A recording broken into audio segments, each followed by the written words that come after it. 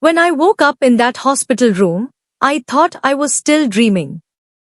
The lights were dim, the machines were beeping softly, and the air smelled like medicine and loneliness. For a few seconds, I couldn't move. My throat was dry, my eyes heavy. Then I realized I was alone. Completely alone. No familiar faces beside my bed. No flowers. No voices calling me mom or grandma. Just silence. And in that silence, a thought cut through me sharper than any pain. Where is my family? The same family I had spent my whole life loving, protecting, and giving everything to. The same family that once promised they would never leave me alone. I tried to remember what happened, the fall, the ambulance, the doctor's voice saying something about a coma. And then, nothing. But when I finally gathered enough strength to reach for my phone and called my personal lawyer, something inside me changed. Because what I heard that day didn't just open my eyes. It opened my heart in ways I never imagined. Hello everyone. My name is Grandma Evelyn, and this is my story, the story of how I went from being surrounded by family to waking up alone in a hospital bed. If you're listening right now, thank you, truly. Please subscribe to this channel so you don't miss stories like mine. And tell me in the comments where you're listening from. I love knowing who's out there. If you've ever felt forgotten by the people you loved most, maybe my story will remind you that sometimes, being left alone is how you find your own strength. Before all this happened, my life was peaceful. I lived in a quiet neighborhood, in a small two-story house with white curtains and a rose garden my late husband planted for me. My husband, Daniel, passed away 7 years ago. He was my best friend, the kind of man who remembered the small things. He used to say, "Evelyn, promise me you'll never stop smiling, even when life gets lonely." After he was gone, I tried my best to keep that promise. I had 2 children, Michael, my eldest son, and Sarah, my daughter. Michael was a businessman, always busy, always chasing something bigger. Sarah was a teacher, gentle and kind, but easily influenced by others. They both had families of their own. Michael's wife, Jenna, was elegant and charming, though sometimes I felt she looked at me as if I was part of the furniture, something old and easily ignored. Sarah's husband, Tom, was polite but distant. He'd always find reasons to leave early during family dinners. But I didn't complain. I thought maybe that's just how modern families were, busy, distracted, but still connected somehow. Every Sunday, I made lunch for everyone. Roast chicken, mashed potatoes, the same apple pie Daniel used to love. I'd set the table early, humming to myself, waiting for the laughter and noise that used to fill the house when the kids were small. But lately, Sundays had grown quieter. "Mom, I don't think we can make it this weekend," Michael would text. "Sarah's got grading to do," she'd say. And I'd reply the same way each time. "That's all right, dear. Maybe next week." But next week often never came. So I started spending more time alone, knitting, watching old movies, watering my roses. I told myself I was fine. But deep down, I missed being needed. Then one afternoon, Michael visited with Jenna. He looked uncomfortable, his hands in his pockets. "Mom," he said, "Jenna and I have been talking. Maybe it's time you think about downsizing." "Downsizing?" I repeated. Jenna smiled sweetly. "You know, moving into a smaller place. That big house must be a lot for you to manage alone." I looked around the living room, the walls filled with photos, Daniel's chair by the window, my grandkids' drawings on the fridge. I felt a knot in my chest. "This is my home," I said softly. Your father built it with his hands. Jenna sighed. Of course, Evelyn. We are just thinking about what's best for you. But somehow, I knew this wasn't about what was best for me. It was about what was convenient for them. A few weeks later, I slipped on the kitchen floor while cleaning. The next thing I remember is the blinding light of the hospital. They said I had hit my head badly and fell into a coma. For weeks, I was between worlds, half dreaming, half hearing voices that faded in and out. I remember hearing Michael once, his voice low. She doesn't even know we're here, he said. Then Jenna's voice, honey, we can't keep taking time off work for this. The doctors said she might not wake up. And Sarah, whispering through tears, she's mom, Mike. We can't just leave her. But then, everything went quiet again. When I finally opened my eyes weeks later, the clock on the wall said 3:47 a.m. The room was dark, the only sound was the steady rhythm of my heart monitor. I looked around, expecting someone, anyone, to be there. But no one was. Not Michael. Not Sarah. Not even a nurse in sight. Just me, and the sound of my own breathing. That kind of silence has a sound of its own, a heavy, echoing silence that seeps into your bones. I tried to sit up, my arms shaking. My throat hurt. I pressed the button for the nurse. She came rushing in, surprised to see me awake. "Och, Mrs. Hayes," she said. "You're awake. Let me call your family." Her words made my heart lift for a moment. Family. Yes. They'll be so happy I woke up. But when she returned, her face fell slightly. They didn't answer, she said gently. Maybe they're asleep. I nodded weakly. But deep down, I knew it wasn't sleep keeping them away. It was distance. And for the first time in my life, I realized something painful. Sometimes, love fades quietly while you're not looking. The next morning, I tried calling Michael myself. No answer. Then Sarah. Her phone rang twice, then went to voicemail. "Hi, Mom? Leave a message," her cheerful recorded voice said.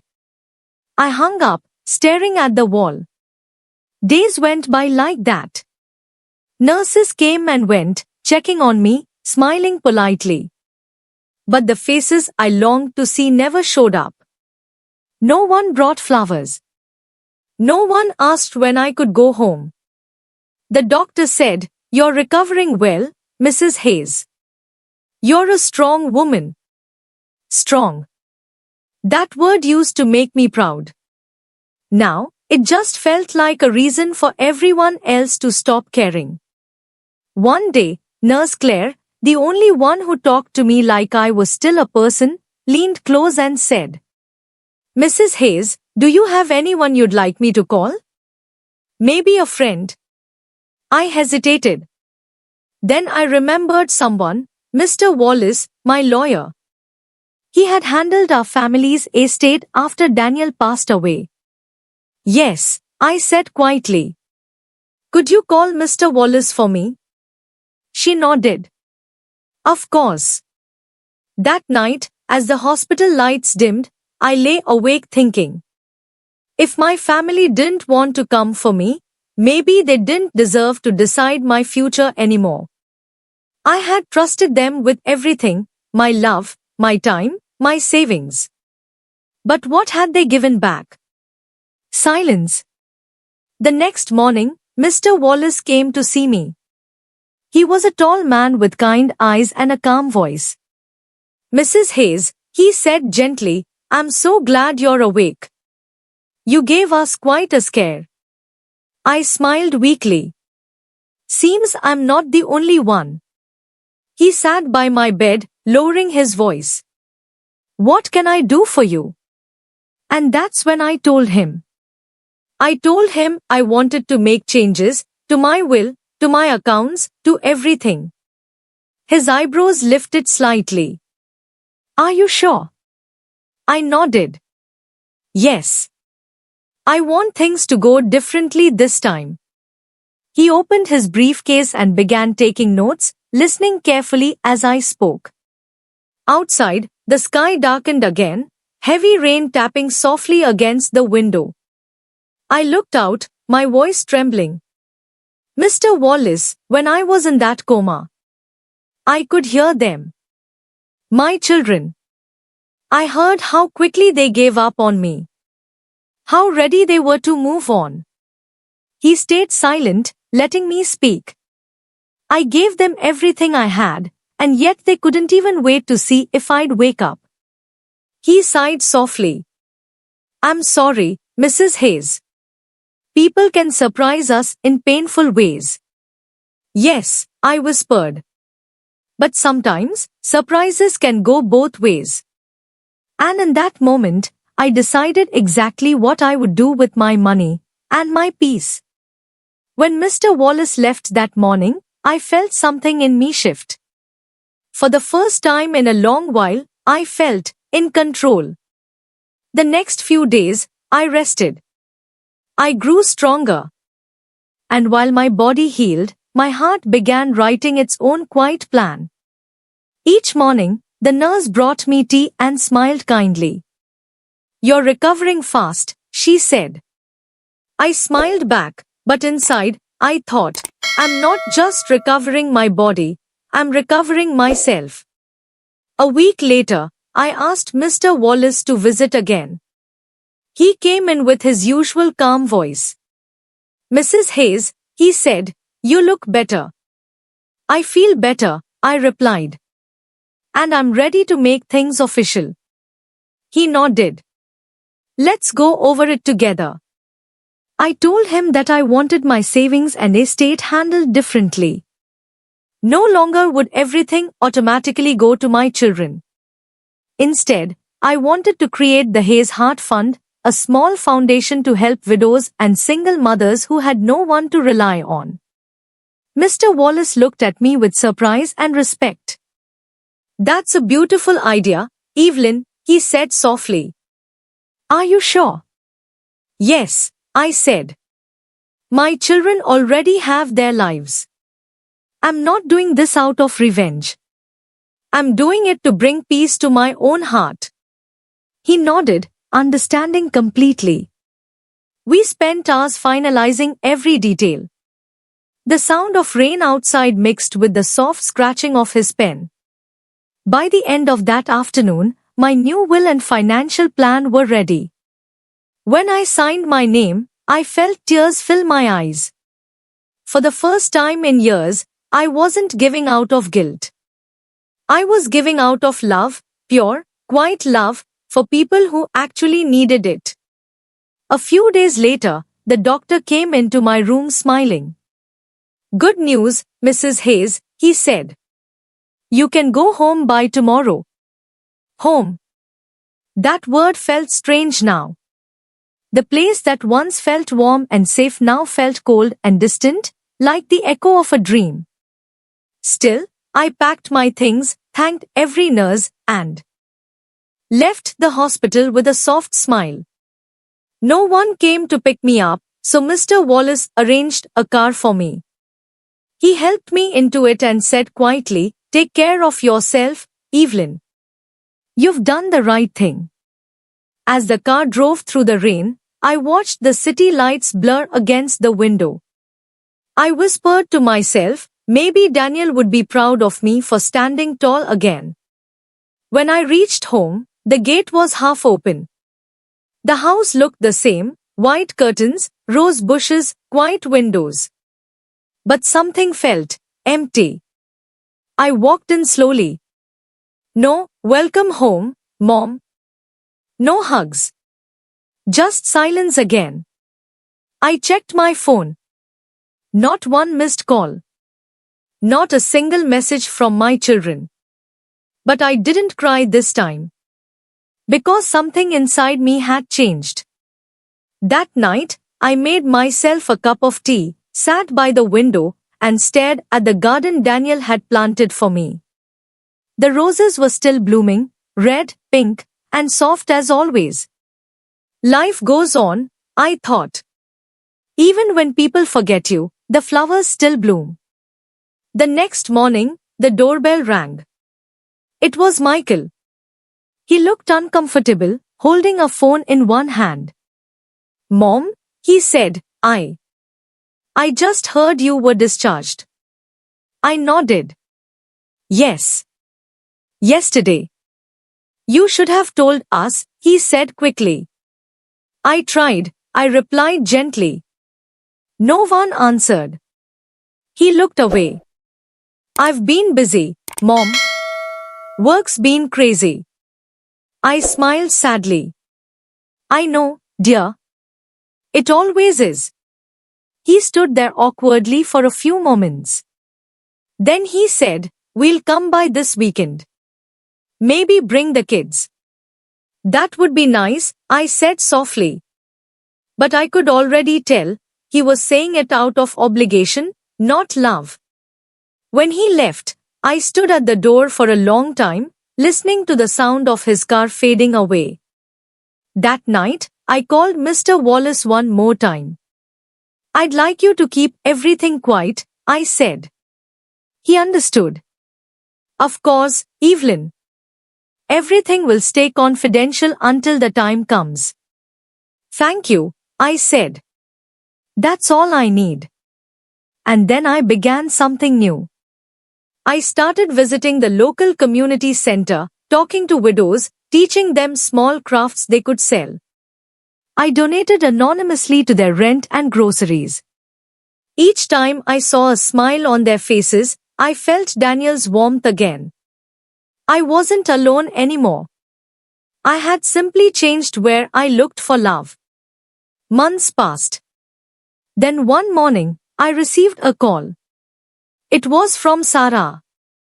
"Mom," she said hesitantly. "I heard from Michael that you've been keeping busy. Why didn't you tell us?" I chuckled softly. "You were all busy too, sweetheart. I didn't want to disturb you." There was a pause. "Mom, that's not fair. We care about you." I didn't reply. Because sometimes, silence says more than words. It was about 6 months later when everything changed again. One evening, my phone rang. It was Mr. Wallace. "Mrs. Hayes," he said, "your son called me today." My heart skipped a beat. "Michael?" "Yes. He was asking about your estate plans." He seemed concerned. I sighed quietly. "Did you tell him anything?" "No," he said firmly. "Everything remains private, as you requested." "Thank you," I whispered. But deep down, I knew the time would come when they'd find out. Sarah hugged me tight and whispered, "I'll call you tomorrow." And she did. Every day. Michael started visiting more often too. Sometimes with Jenna, sometimes alone. But I didn't depend on it anymore. Because now I understood something precious, the difference between love freely given and love expected. Weeks later, Mr. Wallace called again. "Mrs. Hayes," he said, "I just wanted to confirm, do you still want your new plan to stay as is?" "Yes," I said firmly. "It's not about taking away from my children. It's about giving more to those who truly need it." He smiled through the phone. "Then I'll make sure your legacy stays exactly how you want it." "Thank you, Mr. Wallace," I said softly. "You've helped me more than you know." It's been 2 years since then. I'm still in the same White House, with the same roses outside the window. But now, it feels alive again. Every few weeks, women from the Hayes Heart Fund visit me. We sit together in the kitchen, share stories, laughter, and sometimes tears. They remind me that kindness can grow anywhere, even from heartbreak. Michael and Sarah visit often now. Sometimes we talk about what happened, sometimes we just sit quietly, drinking tea. There are no more harsh words, no expectations. Just quiet understanding. One afternoon, as I watered the roses, Sarah said, "Mom, I'm proud of what you did. You turned something painful into something beautiful." I smiled. Your father used to say, pain is just love looking for a new home. Maybe that's all I did. I found my love a new home. She hugged me then, her head resting on my shoulder. And I thought, maybe that's what healing really looks like. Not erasing the past, but letting it live gently beside the present. When I look back now, I don't feel bitterness. I feel grateful. Grateful that I survived. Grateful that I learned what love truly means. And grateful that I finally understood, being alone doesn't mean being unloved. Sometimes, it's the quietest moments that teach us the loudest lessons. If you've listened this far, thank you, truly. This was my story. I hope it reminds you that your worth isn't measured by who stands beside you in your weakest moments, but by how you rise when you're alone. If you've ever felt forgotten, don't close your heart. Sometimes, being left alone is just life's way of giving you space to find your own strength again. This is Grandma Evelyn, thanking you for spending this time with me. Please subscribe and tell me in the comments where you're listening from. And if you have your own story to share, I'd love to hear it, because every story has a heart that deserves to be heard.